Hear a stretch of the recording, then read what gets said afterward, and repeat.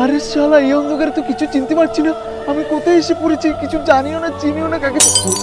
এ দাদা দাদা দাদা, আমি কোথায় এসে পড়েছি? তুমি তো আমাদের সামনে চলে এসেছো। না মানে তাহলে আপনারা কোথায় আছেন?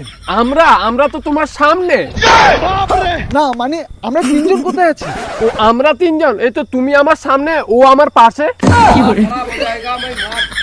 না মানে বলছিলাম যে এই রাস্তাটা কোথায় গেছে?